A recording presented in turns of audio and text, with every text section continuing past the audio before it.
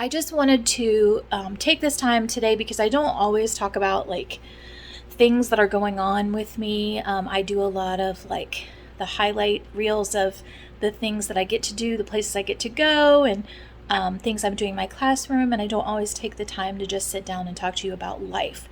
So this has been actually kind of I've been on the struggle bus for the last few months.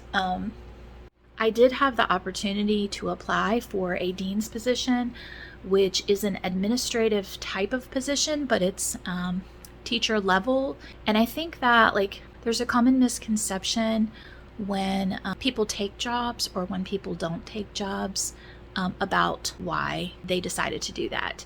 And I think the only person who really knows why you either choose to take a role or choose not to try for a role is yourself. And so no one knows me better than I do. The dean's role is an upper level position. I would be dealing with students that are ninth graders and beyond that. It's not my area of strength to deal with students in that developmental level. The parts of the position that I do think that I would be good at would be the marketing parts of the position. I would like hosting events. I would like collaborating with people at the college that we're working with. I would like talking to parents on more of a counseling type of level, even though I don't have a counselor certification, but just sort of like these are the pathways that your child could take.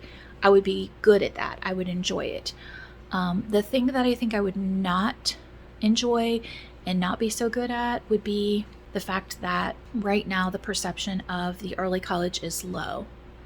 And I don't think that I want to put myself in another position where people don't really want to buy what I'm selling, if that makes any sense. So I've already been hurt in a situation where I was an instructional coach in a district that the teachers that I was supposed to be helping, they weren't buying what I was trying to sell.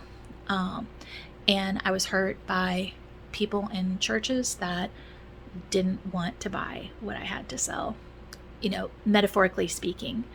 And so I really just feel like the next time that I put myself in a role where I'm going to be in charge of programs or developing things, I want it to be in my area of strength, which is elementary, and I will hold out for that because I'm going to be successful. My very first official admin role, I'm going to be successful, and I'm not going to do anything where I feel like it's a hard sell. I'm going to do something that I feel like the community is already behind. In looking at my years of experience, because I've taught all different grade levels, my instructional knowledge is my biggest strength. My curriculum and planning and instruction, those are my biggest strengths. So it's been a little while since I've been on here and talked to you guys. I know in the summertime my videos are sort of like not as much on schedule as they are during the school year, just because I get into a routine with things. During the school year I have to manage my time like very closely, but a lot of things have happened since we've had one of these little catch-up videos, so I just thought I would fill you in.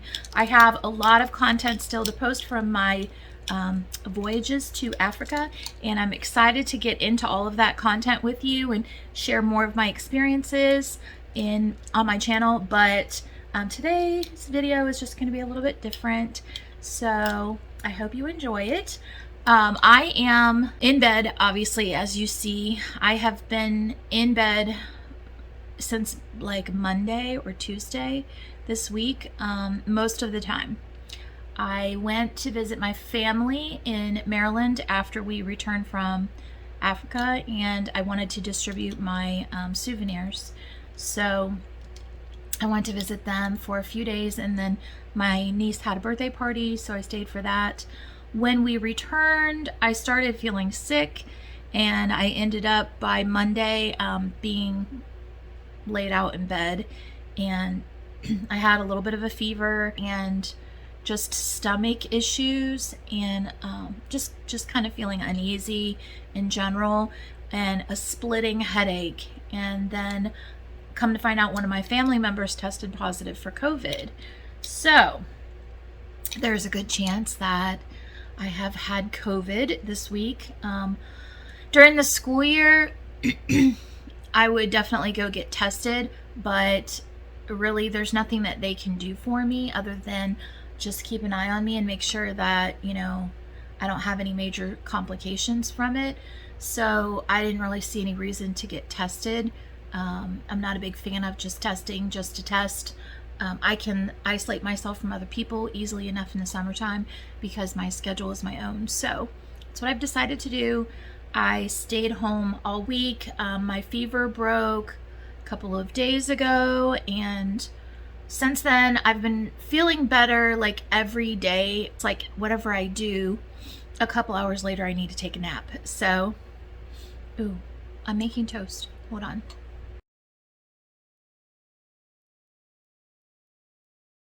I'm sitting here sipping on my Fine Naturals collagen peptides. There's actually fruit in here. That's what the rest of that is. Fine Naturals is the sponsor of this video today.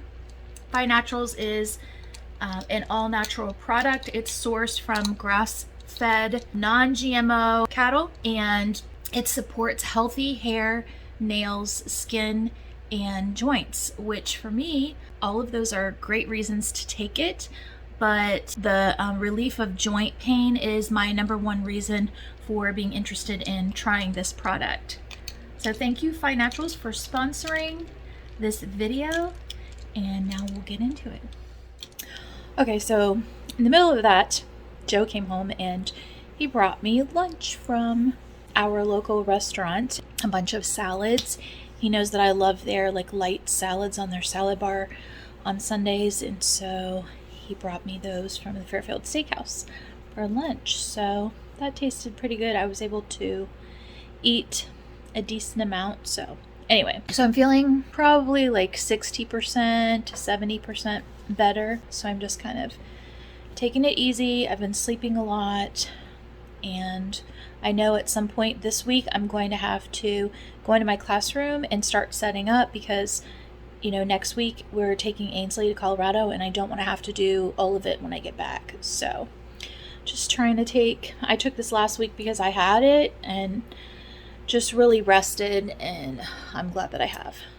So today I have one main exciting thing to talk to you about, and that is that my daughter, our youngest daughter, got engaged over the last few days. Thankfully, at the time that she got engaged, I was feeling well enough that I could go because the family went to the outdoor location where he proposed and kind of hid in the background, and then we were there to congratulate them afterwards. So I was able to take part in that, which was great. And we were outside, so I just kind of, you know, tried to stay away a little bit. I'm very excited because Marcos and Ainsley have been dating for about 4 years now, and they met in high school. They were on the track team together, and he's just really, really good for her. He's very kind, and he really sees what she needs, and he takes care of her, and he fits in very well with the family. He has a really great sense of humor, and he's adventurous, and I think that they make a great couple.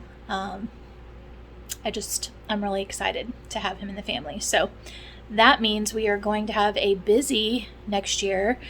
A lot going on in our family because my niece is also getting married in May. So we're going to have a May wedding, and then I think they're talking like in the end of the summer, like around this time next year, so like end of July. I've been on the struggle bus for the last few months. Basically, to kind of boil it down, last April, when we took our daughter to college orientation to Karis, we both felt like when we were sitting in the like lectures that we got to exposed to as part of that orientation week, we felt like we wanted to come to that school. If you followed me for a while, you know that my husband has been a pastor for the United Methodist churches in the past. That actually kind of happened.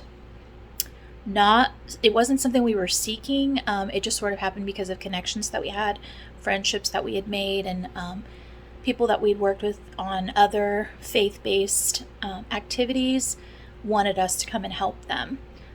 So we didn't have like the greatest experience with the United Methodist Church, not because of the people that we were working with, but just like were some things just about the systems and the way that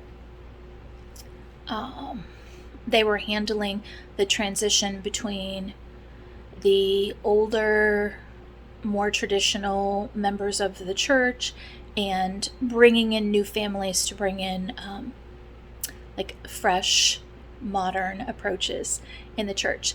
And when we were asked to come to the United Methodist Church, we came from a background that, even though my husband and I have both attended United Methodist churches when we were younger, we actually have spent most of our time in more of a charismatic type setting, not necessarily Pentecostal, but like just spirit-filled churches, non-denominational churches. A lot of our approaches to things were very non-traditional.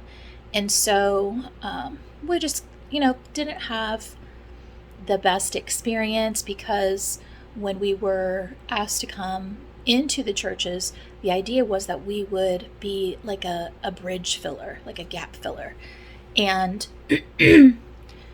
that sounded great. And from the perspective of the people that were in charge of us, we were doing a good job. And we were definitely making good relationships with quite a few people in the church. And I still feel very close to many of those people, even though I don't get to see them every day. Had some wonderful experiences with wonderful people. But there were other people that didn't want anything to change. And unfortunately, there's a lot of problems in building the United Methodist Church right now because of those particular problems. That there's like a young family that wants to worship in a more modern way, and then there are the more traditional families that don't want anything to change. And then there are some people that were raised, even though they're young, they were raised in the traditional ways, and so they don't really want things to change. And so the memberships in the United Methodist Church have not been, at least not in the rural areas, have not been increasing. And if you don't have people, then it's kind of hard to have church. The church is about the people.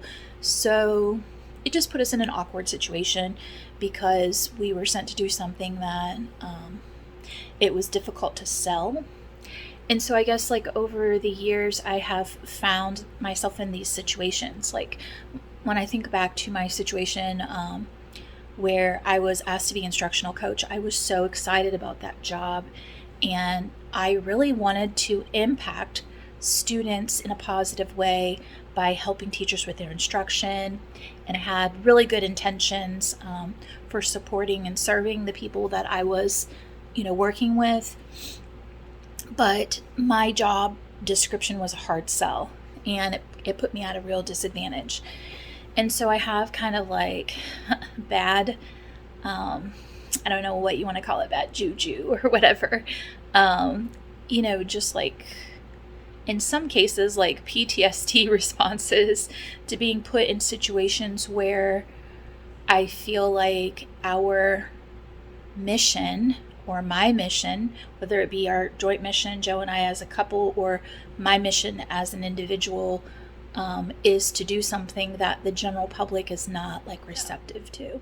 Why am I telling you all of this? Well, when we went to Karis, we had been kind of like in a place of kind of being burnt, just from feeling like we put everything into what we were doing in our ministries and not really seeing growth, and not really seeing us impact people, which is what we had a heart to do. We had a heart to love people, to impact them, and to grow the church. And as Christians, that's like our ultimate mission, is to grow the church, right? So that we can spread the gospel into all parts of the world. That's the Great Commission. We did a lot of good things, don't get me wrong. We did a lot of good things while we were in both of those situations. And when I was the preschool director in another church that was tied to the United Methodist network, I did a lot of good things for a lot of people, and those things I know don't go wasted. But overall, feeling like our ministries didn't bear the fruit that we wanted them to bear, and so we just have been kind of like burnt. And hurt in some particular situations that I won't go into because it's not important now, but God knows those situations. So I had been kind of seeking over the last few years what God wanted us to do next. And Joe has been just sort of like, I don't ever want to pastor again. Just, I knew he was very hurt. And so I felt like led when we were sitting there in the middle of service, led to attend Charis Bible College. I felt like we were supposed to go there not to get another certificate or a piece of paper or a degree or anything, but because there's healing that needs to happen for the next step of our lives. And I think that there's wisdom to be imparted that can make us more successful in the future in whatever God has next for us. So, all things considered, I want to put it out there that like Joe and I have no intentions of moving permanently anywhere. We love the school district that we're in. We are going through a transition period right now, and transition times can be a little scary and a little you can feel a little unsure of what's going to happen, but overall I feel like the people that are in charge are good people, and so I know things are going to work out well, and I know my team is a great team. So even though we have lost some people along the way the last couple of years, our team is going to turn out a good school year this year, because that's what we do. No matter who's in charge, no matter what the directives are, we're going to do what's best for kids this year, and it's going to be a great year. So, ultimately, I'd like to see both Joe and I retire from the school district. We've both talked about that. I've told people in the school district that's our intention. But I also know that sometimes before you get promoted into a position of authority, that God does things in your life to set things straight from things that have happened in the past, so that you can move on with a clear conscience and a new vision, and just be in a good place to start to be successful. And I do know that whatever we do next, whatever big thing we do next, it's going to bear fruit, because I don't believe that God would put us in that situation again, to have an unfruitful ministry. So I feel like we are supposed to be attending the Bible college. There are options for attending Bible college in different places in the United States and internationally. They even have a division, a branch in Zimbabwe that I was able to actually visit and just see, just for the fun of it. I walked through, the director there talked to me and showed me all the rooms. It's just this little tiny place in the middle of Bulawayo. But they're doing great things. They are ministering to people on the streets. They are giving out food. They're doing great things for the community. So it's just neat to see what God's doing across the world, that's similar, but in different ways for different people. So, eventually we do feel like we're supposed to go to Colorado, but I think we're only supposed to go for a year. And we were trying to figure out if this was our year, or if it's next year, or if it's the year after that. We don't know. And with everything going on in our family right now, I'm kind of glad that we decided not to go this year. We were actually originally thinking we would go next year for a year, and then come back, take leave of absence and come back. And the way that their campus works is they have hybrid classes that are for people that are working full-time like we are. So we could take a teaching position, work there, and then come back when we were ready in another year. And some positions that they offer out there are even 1-year positions as well. So that way you wouldn't be letting the school district down in Colorado either. So when we came back, I felt like I was supposed to fill out paperwork just to get known and get the process started of meeting people, so that when we were ready, that we would know some people and be able to have a better chance of getting an interview. Well, as soon as I filled out the paperwork, I received a phone call a few days later asking me to interview for an elementary position, which a lot of people who are listening to this may not realize that actually I'm more of an elementary teacher than I am a middle school teacher. And that's part of my problem right now. I feel like I know myself, and people that are watching me do my job now, they see what I'm putting into my job now. But the reason that I'm so successful as a middle school teacher is because I realize the needs of the elementary student, and some of our students have gone through some really traumatic things, and being in touch with that and knowing that they still need that like tender loving care that you give an elementary student, and they still need hands-on approaches so that they won't be distracted by all these other things going on. That's what's making me a successful middle school teacher. But I feel like 8th grade is about where I top out as far as my personality type being good at handling like classroom discipline, the developmental stages. I'm like a nurturing person, and when you get to work with the older students, like you have to be more like, when they are having bad days and their attitudes are out of control, you have to be able to just kind of like let it go, not let it bother you. And some of that is learned, but some of it is more of a personality trait that, like my husband, he is very, very good with handling students who get out of whack. He's very calm. It doesn't bother him. I, on the other hand, am such a like want to fix it person that like they're not ready to be like fixed at that moment, and it's hard for me to like let go of like I can't do anything to impact their attitude in a positive way right now. Like it bothers me. I think a lot of people see me as a middle school teacher because that's just what they're used to.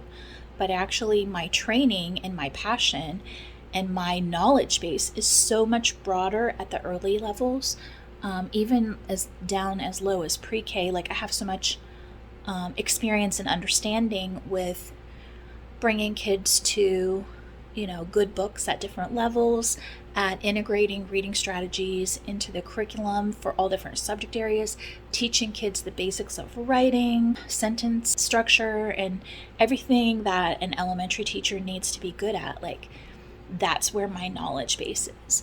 And so when I think about transitioning into administration, I feel like the best place that I could go would be the elementary. I could do a middle school administration job. I definitely could, because I have the experience, and working with the students that I have over the years in my current district and some other neighboring districts, I have learned strategies. But I feel like when I get beyond, like even when I get to 8th grade, like I'm getting stretched. And I'm good like with youth group type of activities, like when I'm counseling kids about, plans for their future and things like that. But I don't think I'm very good with like disciplinary things at the upper levels. I just don't. I think that would be hard for me. I offered this position as an elementary teacher, and I really wanted to take it. And a lot of the reason why we had considered going this year was because our daughter, she was having some difficulty with housing. And so we felt like all of this was sort of happening at once, where we had gone to the orientation not thinking that we were going at all for any personal reasons. We were there to support our daughter. But while we were there, we felt like God was really speaking to us about the future and, coming to Karis and getting past some of these like barriers that we've had in our ministry, and healing from some of the things that have happened to us, and getting wisdom and things like that, getting filled up for the next step, whatever that's going to be that, we can't see yet for our future. Anyway, when we realized how difficult it was going to be to get housing out there, how scarce it is, things like that, we just really, as parents, wanted her to be secure and have a place that she could go to and not feel like she was going to have to start the school year still figuring all of this out, which there are a lot of people who go out there and they're figuring it out at the very last minute. So we didn't, as her parents, we wanted her to be set up, ready to go, able to like relax. So we went ahead and looked into this, and I got offered the position, and then we had to have a discussion about whether or not I should take the position. So my husband, he looked around and he was not really finding the types of jobs that he has wanted. And we've been through a situation that was similar when we moved to North Carolina, where we thought we were coming for a job that he really wanted, and then the budget got cut and the job got eliminated, and he struggled and struggled and struggled for like 6 years or maybe 7 years before he finally got his teaching job. And it was a really hard time for our family. Like, that was something that we don't really want to have to go through again. So the consensus that we came to was we don't want to repeat that mistake where he's not like solid in his job and not doing something that he loves, because he's finally gotten settled where he's at now. So we decided together that we were not going to take the position. And so I turned the position down, and it was hard for me because I love the principal. I love the people that were going to be on my team. I really liked the school. I liked the location. It was very close to the Bible college. There were just a lot of positives. After I had decided not to take the position, then a couple of things happened that were like almost like confirmation that we were doing the wrong thing. Because I just said to God, like, I feel like right now is not the right timing. Unless you step in and do something, then I'm taking this as a no for this year, and to wait and see what happens for another year. And if you want us to go this year, you're going to have to like make it obvious. So I won't go into the details of all the things that happened, but just in several different ways, we felt confirmation that that was the wrong decision after we made it. And basically I called back and the job was still open. And so I went ahead and took the job because it felt like that's what we were supposed to do at the time.